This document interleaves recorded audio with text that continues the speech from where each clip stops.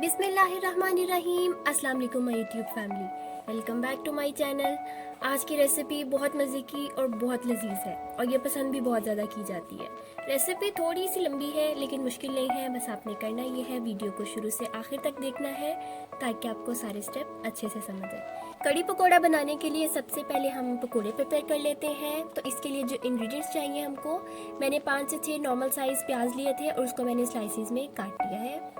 इसके साथ ही मैंने तकरीबन 4 से 5 नॉर्मल साइज आलू लिए थे, उसको मैंने इस तरह से ग्रेट कर लिया है। 3 से 4 हरी मिर्ची ली थी और उसको भी मैंने इस तरह से कट करके रख लिया है। और आधी गठी धनिया लिया था ताकि हमारे पकोड़ों में ज़रा ग्रीनरी भी आ जाए, अच्छी लगती है। आप इसके अलावा कोई और चीज़ ऐड करना चाहते हैं वो आप यूज़ कर सकते हैं, और कुछ चीज़ स्किप भी करना चाहते हैं तो वो भी कर सकते हैं। अब हम चलते हैं अपने स्पाइसेस की तरफ। मैंने 1 टेबल स्पून सॉल्ट लिया है, आप अपने जायके के हिसाब से यूज़ कर सकते हैं। 1 टीस्पून धनिया पाउडर, 1 टीस्पून ही मैंने अजवाइन, इसके साथ 1 टीस्पून मैंने गरम मसाला पाउडर यूज़ किया है, 1 टीस्पून ही मैंने रेड चिली पाउडर यूज़ किया है, और ये मैंने सूखा धनिया भी यूज़ किया है। अगर आपके पास नहीं है आप ये स्किप भी कर सकते हैं, कोई कंपल्शन नहीं है। तो इन सारी चीज़ों को आप नोट कर लें, ये सारी चीज़ें चाहिए हमें कड़ी पकोड़े में पकोड़े बनाने के लिए। तो अब हम चलते हैं इन सारी चीज़ों की मिक्सिंग की तरफ। तो एक बाउल ले लें, ठीक है, जिसमें हमने सारा मिक्सचर प्रिपेयर करना है पकोड़ों का।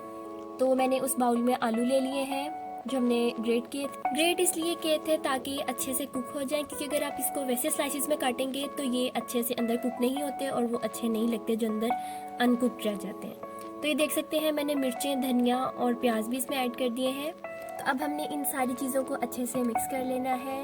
वीडियो को शुरू से आखिर तक ज़रूर देखिएगा, क्योंकि इसके अंदर बहुत सी टिप्स ऐसी होती हैं जो आपको दूसरी वीडियोस में शायद ना मिले। तो ये देख सकते हैं मैंने इसको अच्छे से मिक्स कर लिया है। अब हम इसमें बेसन ऐड करेंगे। बेसन की क्वांटिटी मैंने आधा किलो ली है, आपने ये अपने हिसाब से देख लेनी है, क्योंकि जितने आपने पकोड़े बनाने हैं बेसन आप उतना ही यूज़ करेंगे। तो ये देख सकते हैं मैंने बेसन ऐड कर दिया है, और इसके बाद हमने इसमें स्पाइसेस ऐड कर देने हैं। पकोड़े थोड़े स्पाइसी बनाने के लिए मैंने इसमें 1 टीस्पून चिली फ्लेक्स भी ऐड कर दिए हैं। आपने स्पाइसी नहीं बनाने तो आप ये स्किप भी कर सकते हैं, कोई मसला नहीं है। तो ये देख सकते हैं मैं इसको अच्छे से मिक्स कर रही हूँ। बेसन कोशिश करें कि आप न्यू यूज़ करें, पुराना पड़ा हुआ मत यूज़ करें, क्योंकि जो पुराना पड़ा होता है वो अक्सर कड़वा हो जाता है, तो वो उससे उतना अच्छा टेस्ट नहीं बनता पकौड़ों में। तो ये देख सकते हैं अब मैं इसमें पानी ऐड कर रही हूँ। थोड़ा थोड़ा करके आपने पानी ऐड करना है ताकि ये एक बैटर या मिक्सचर की फॉर्म में आ जाए। पानी इसमें आपने थोड़ा थोड़ा ऐड करते जाना है जब तक आपको डिज़ायर्ड कंसिस्टेंसी नहीं मिल जाती।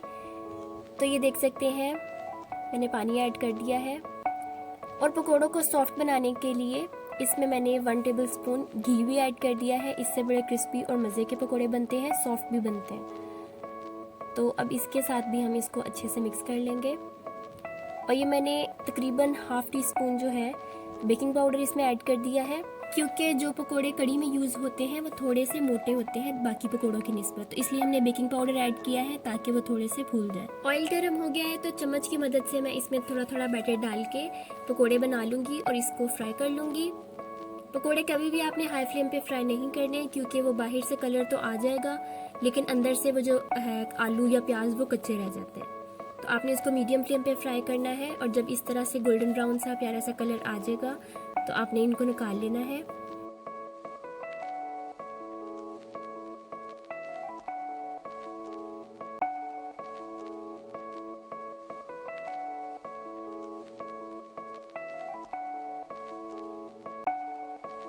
जी व्यूअर्स, तो ये हमारे हैंडसम से हसीनो जमील पकोड़े तो हो गए हैं तैयार। तो अब इसी तरह से बाकी भी आपने बना के रख लेने हैं। तो तब तक हम चलते हैं बाकी कड़ी के प्रोसीजर की तरफ। तो कड़ी बनाने के लिए मैंने जो चीज़ें ली हैं, एक टमाटर उसको मैंने क्यूब्स में काट लिया है, लहसुन के कुछ जवे लिए हैं, और 4 तकरीबन हरी मिर्चें ली थी और इसको भी मैंने कट करके रख लिया है। अब इन सारी चीज़ों का हमने एक मिक्सचर सा बना लेना है। तो इसके लिए मैं इन सारी चीज़ों को ब्लेंडर में डाल दिया है, और इसमें हमने तकरीबन 2 से 3 चम्मच पानी, ज़्यादा पानी ऐड नहीं करना। तो हमने इसमें पानी डाल के तो इनको अच्छे से ब्लेंड कर लेना है। तो ये देख सकते हैं मैंने इसमें पानी ऐड कर दिया है। अब हम इसको ब्लेंड कर लेंगे अच्छे से ताकि एक मिक्सचर सा बन जाए इन सारी चीज़ों का। तो ये तैयार हो गया है मिक्सचर। अब हम चलते हैं लस्सी बनाने की तरफ। लस्सी बनानी तो बहुत औखी है, सब तो ज़्यादा मुश्किल तरीका ऐसी इसमें क्या किया है, मैंने आधा किलो दही ली है और इसको एक ब्लेंडर में डाल के अच्छे से ब्लेंड कर लेना है। कैमरा मैंने गलती से उल्टा पकड़ा हुआ है तो उसके लिए माजरत।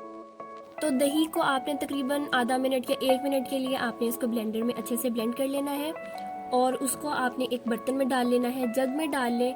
और मैंने आधा किलो दही ली है तो इसमें मैंने 1.5 किलो पानी डाल दिया, ठीक है। तो मतलब आपने इसको पतला करना है। तो आप देख सकते हैं कि बहुत मुश्किल था लस्सी बनाना। तो ये लस्सी हमारी हो गई है तैयार। अब इसमें हमने बेसन मिक्स करना है। तो ये बड़े जो चम्मच हैं ये मैंने 4 भर के बेसन के डाल दिए हैं इसमें, ठीक है। तो ये इस तरीके से आपने इसमें बेसन ऐड करना है और आपने इसको अच्छे से मिक्स कर लेना है। ये जो आपको बेसन की फुटकियाँ सी नज़र आ रही हैं ये नहीं होनी चाहिए। बड़े अच्छे से आपने इस सारे को लस्सी में मिक्स कर लेना है।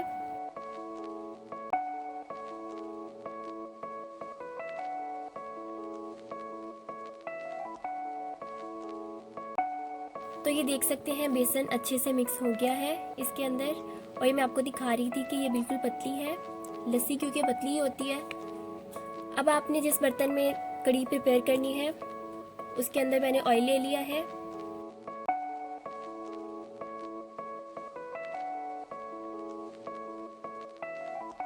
जब ऑयल अच्छे से गर्म हो जाए तो इसमें आपने प्याज ऐड कर देने हैं और इसका थोड़ा डार्क ब्राउन सा कलर लेकर आएंगे, क्योंकि कढ़ी में जो ब्राउन सा कलर होता है जितना ज़्यादा आप डार्क करेंगे प्याज को उतना ज़्यादा अच्छा कलर कढ़ी का आएगा। तो ये मैं आपको पकोड़े दिखा रही थी कि ये सारे प्रिपेयर हो गए हैं, इनको मैंने साइड पे रख लिया है बना के।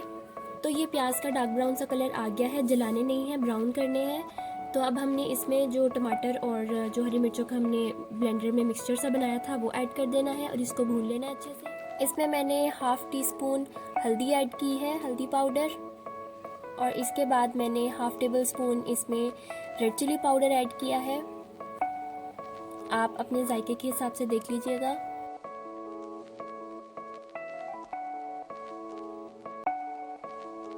और फिर इसमें मैंने 1/2 टेबल स्पून से थोड़ा सा ज़्यादा नमक ऐड कर दिया है।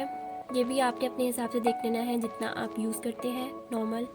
जब ये सारा कुछ अच्छे से भुन जाए तो इसमें हमने लस्सी वाला जो मिक्सचर बनाया था बेसन डाल के वो आपने इसमें ऐड कर देना है और आपने चम्मच इसमें हिलाते रहना है, क्योंकि अगर चम्मच नहीं हिलाएंगे तो इसके क्लॉट से अंदर बन जाएंगे और ये उबल के बाहर भी आ जाती है। तो फिर ये ना हो कि आप कहें हाँ हाय ये क्या हो गया। तो आपने इसके पास रहना है और चम्मच इसमें हिलाते रहना है। तो ये देख सकते हैं ये ऊपर जिस तरह से झाग सी आ गई है, इसका मतलब है कि ये उबलने के करीब है। तब आपने अपना फ्लेम थोड़ा सा लो कर देना है और आपने इसको तब तक पकाना है जब तक कि इस तरह से गाढ़ी ना हो जाए। तो ये देख सकते हैं काफ़ी हद तक ये गाढ़ी हो गई है। तो अब हमने इसमें पकोड़े ऐड कर देने हैं जो हमने बनाए थे